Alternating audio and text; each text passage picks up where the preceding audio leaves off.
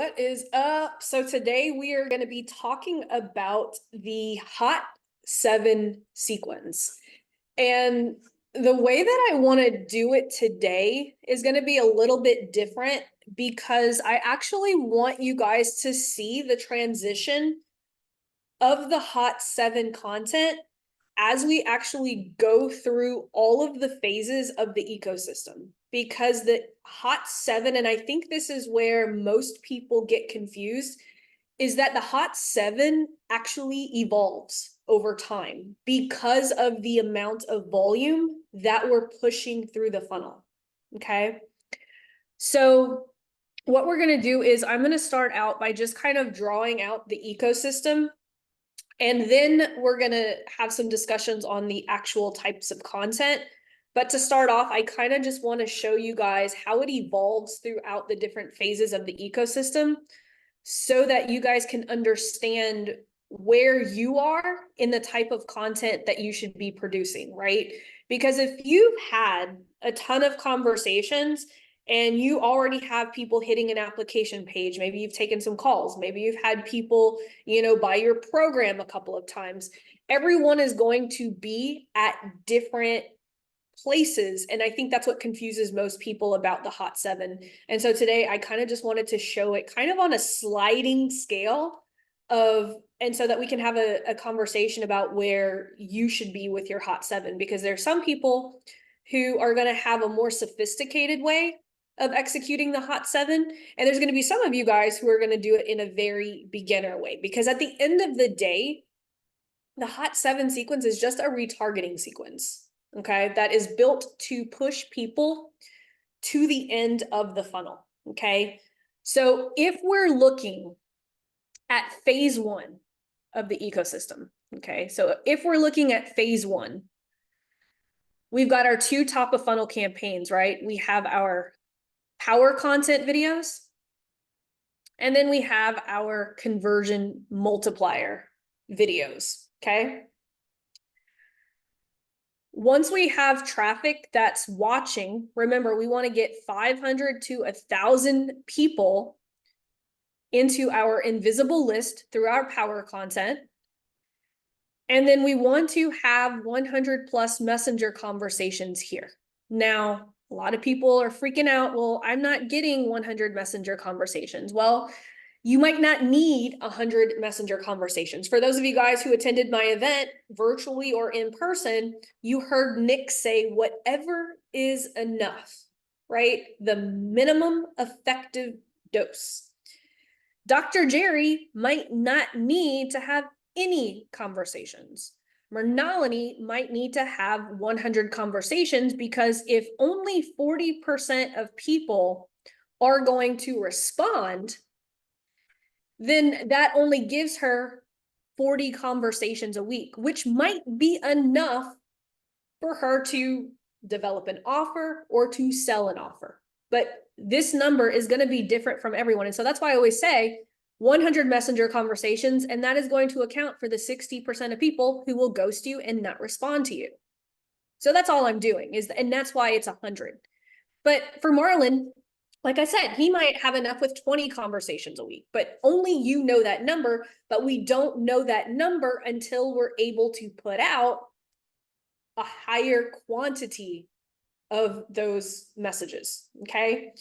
So once we have people who are engaging with our conversion multipliers and watching our power content, we're going to have a warm stack.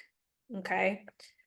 Now, once we have the warm stack, we're going to start introducing some middle of funnel content that includes the stealth influence exercise that Nick taught us during the event. And also it's inside here at the program. You might have a case study by now. You might have testimonials, right? And so we're going to talk about all of this Hot 7 content today. But this is what your first ecosystem is going to look like. Okay, you're gonna continuously do this until you've had enough, I'm gonna circle that, enough conversations in order to be able to put together a formal offer, right? Because remember, conversion multipliers are not direct offers. They're indirect offers that are built to have conversations so that we could actually put together a direct offer for people to actually work with us or buy our thing. So this is phase one. We do not leave phase one until we are having enough conversations so that we can formulate an offer. Okay. Now, what is the difference between phase one and phase two? This is the only difference between phase one and phase two. So if we go into phase one, the only thing we're going to do is we're going to shift our conversion multipliers to warm traffic. And we're going to create our power offer and we're going to run it straight to an application. Or if you have a low ticket offer, I don't think anyone here is going to have a low ticket offer, but this is where we're going to shift from the conversion multipliers into the power offer. So this is phase two. Now, as we are shifting, remember, every single week, we need to be doing 3 new pieces of content. Remember that, okay? So by now, by the time that you've shifted into phase two, you probably should have 30 to 40 pieces of content that you've been doing here. I take the best 7 and that becomes an evergreen retargeting sequence that I call the hot 7. Now you see why I call it the hot 7. It is the weekly content that we've been doing that is performing the best. Now, when I say performing the best, that's getting us the most engagement, that's getting us the most watches, that's getting us the most conversations, that's getting us closer to getting those 2 to 3 buyers, right? Because at the end of the day, at phase two, we don't ever want to leave phase two until we have gotten 2 to 3 people to actually buy our offer. Does that make sense? Now, some people never leave phase two. I've got students who are making multiple 6 figures with this funnel right here.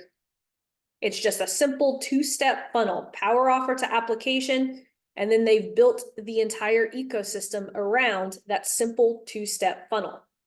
It goes power offer straight to a Calendly link or any type of landing page to where they can do. Now, here's the thing, okay? Phase 3 happens, let me change my thing. Phase 3 is going to look like this. Oops, there we go. Phase 3 is when we are going to actually put together a funnel, okay? So you still should be doing your 3 weekly boosts. Once we transition, this is when we start to have to get very sophisticated, right?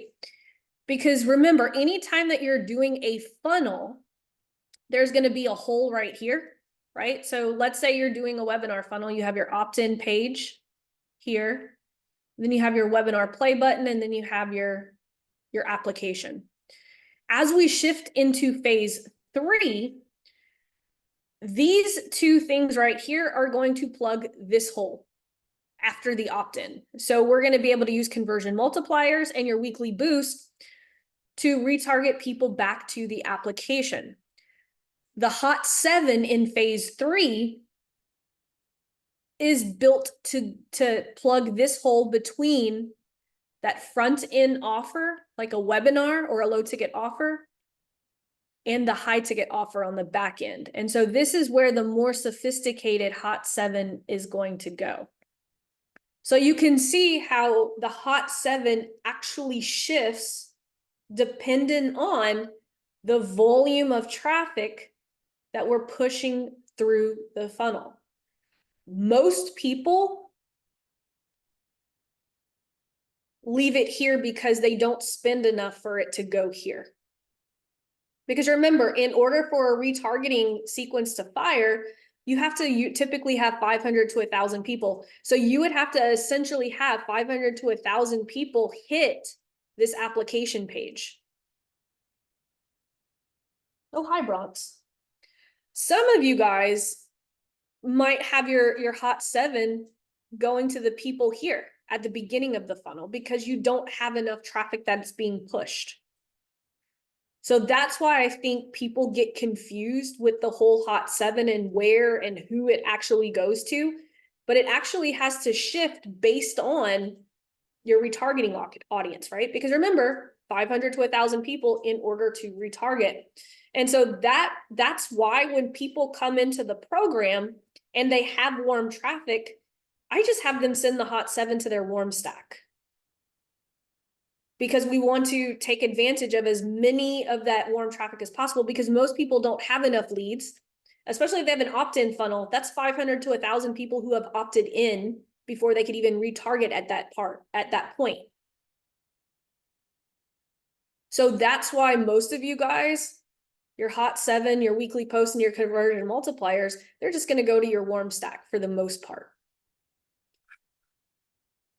Does anyone have any questions about that specifically? Let me I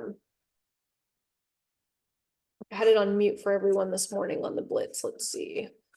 I'll let you guys unmute yourselves. Yeah. Does anyone have any questions about that? Does everyone understand? And Tina and Dan, that makes sense? I bet that probably cleared some stuff up for you guys, because I think you guys were struggling with, because I think some people see me say the hot 7 goes here, some people, and so I wanted to clear up any confusion as to why some people I tell them to do the hot 7 to a certain audience, but it slides depending on that volume. Yeah. What I've noticed as well is we get not extra confused, but because we manage people at very different levels of the ecosystem, being able to explain it clearly is really important, because sometimes it's not the case of, okay, you need to organize a hot 7 here because you already have a funnel. It's you're not having enough conversations to be at the stage. It's maybe worth you coming back to conversations. And everyone wants to go to application page and they don't want to talk to people and they feel they're further along than they are. So it's actually quite hard to actually bring them back a bit, because they're like going, yes, but I've been doing this for a long time. Yeah. No offense to anyone, but you know yourself that if you want to make money, you need to talk to people first. Oh, 100%. I was so I've been doing the ads blitz with the $7 members this week, and a lot of people are like, well, what if I don't want to talk to people? I'm like, then don't. Like, the conversion, just so everyone's clear, the conversion multipliers is a bonus of the ecosystem. It is not, the ecosystem is not dependent on the conversion multipliers. But if you want to see that 30 to 40 times your return on ad spend, that is where it lies, is within having the messenger conversations. It's so powerful. Yeah. Sorry. And so that's why no, you're fine. And that's why I always tell people, who become my client, I'm like, look, this is an option of the ecosystem. The ecosystem will still get 10 to 20 times your return on ad spend because of the hot 7. But if you want the ultimate return on ad spend, and that's why, like, when people come to me and they have an assistant, I'm like, let's train your assistant to field these messenger conversations, because that's where a lot of people get their return on ad spend. Have you guys seen Cole Gordon? What is he promoting? He's literally promoting my shit. Like, he's been the VSL guy for so many years. Now, what is he promoting? A 2-step funnel. Why? Because funnels are becoming less efficient these days. Sorry. No, go ahead. I think it's either my internet or something. Go ahead, Tina. What were you gonna say? We have to go look up who Cole Gordon is now. Obviously, we're not out in your circle of influence. Yeah, no worries. Yeah, definitely look him up, because he's got one of the best. Like, he's got some of the best sales training out there for B2B, hands down. I think he's more effective for B2B than he is B2C. I think it's a little bit aggressive for B2C, but for B2B, I think it's great. Laurel, you were just saying you give people training for their VAs for this. Can we see what you do at one point, please? Yeah, I literally, it's the value bomb training that the messenger SOP training and everything. That's literally what I teach people, is how to execute the conversion multipliers, and then how to actually ascend people from a messenger conversation into an actual phone call. Thank you so much. Yeah, absolutely. Mernalini. Hey, Laurel, I'm not there yet at the hot 7, but just a quick question. I'm assuming in the trainings you talk about how to target the warm stack and also the people in between opt-in and having seen the webinar, etc. Yep. Okay. Everything, yep, everything is in there. Okay, thank you. As a matter of fact, I want to say I put it in there for Dr. Jerry not too long ago. Thank you. Yeah, absolutely. Brian. Yeah, just a quick question for the, if we're not driving for the hot 7 in the warm stack, we're not driving to a Calendly link right now. Do we just have them do comments like on testimonials and stuff? I'm curious, what should the mechanism be within the hot 7 as far as engagement? Yeah, 100%. So you have two choices. Excellent question. You have two choices. If you are still wanting that high volume of messenger conversations, run it to Messenger. Okay. You could run the testimonials to, let's chat, for 10 minutes and see, if, I can help you. But remember, whenever you're driving people to Messenger, give them a reason to message you. Right. And we should put a messenger button on there too, or just have them. 100%. Yep. Messenger button. Yep. That's the difference between the conversion multipliers, is for the hot 7, I drive them straight to Messenger. So straight into the chat. Awesome. Perfect. Thank you. And then that's where I also do the diagnostic questions that are sitting there in the chat. Awesome. Yep. Any other questions before before we kind of go over the different content pieces? Okay, good. Let me get oops, that is not the correct one.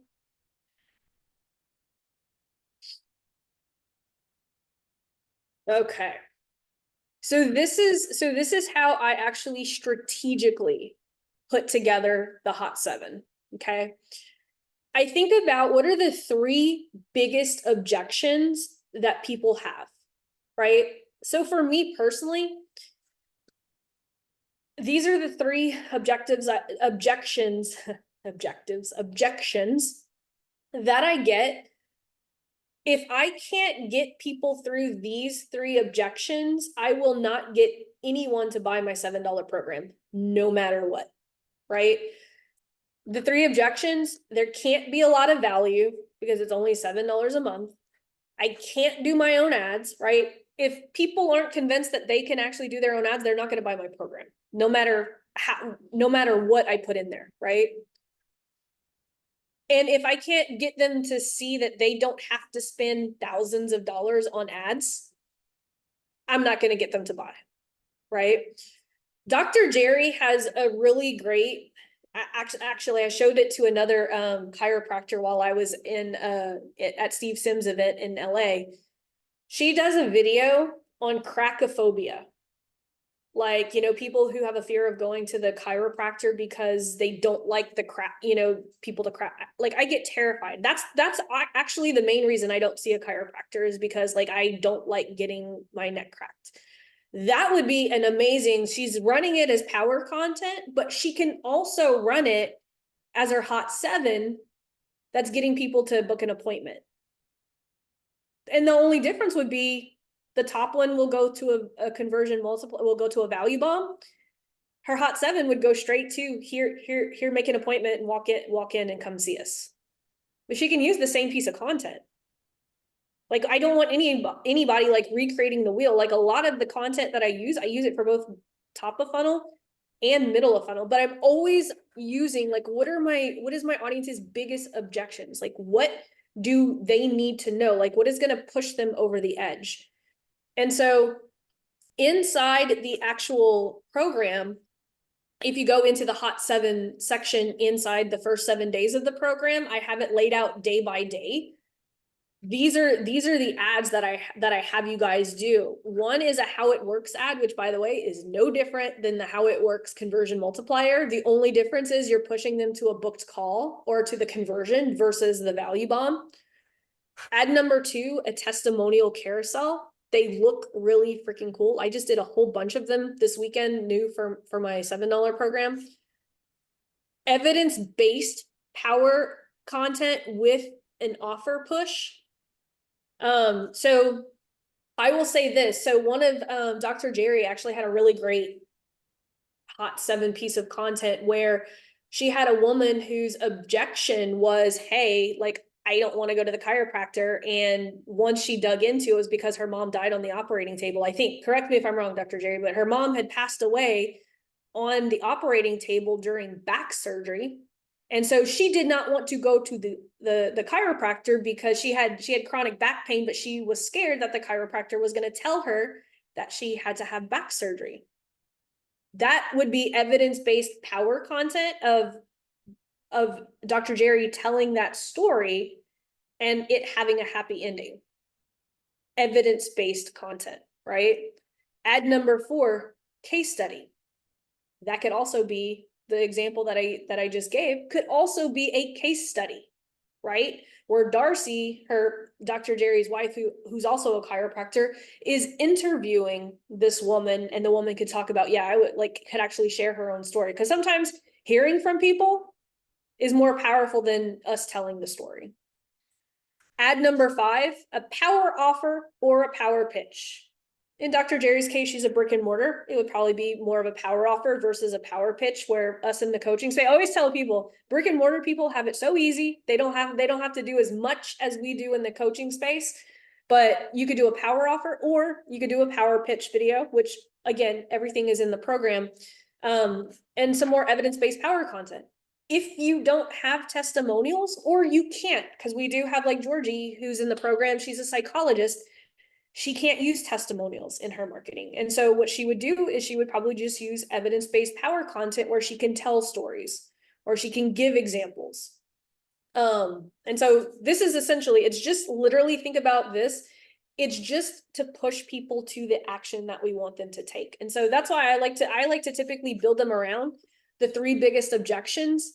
And then for these evidence-based power content videos, I like to use Nick's like stealth influence exercise. That's how I get most of my story content out of his stealth influence exercise, which I have loaded inside the program for you guys.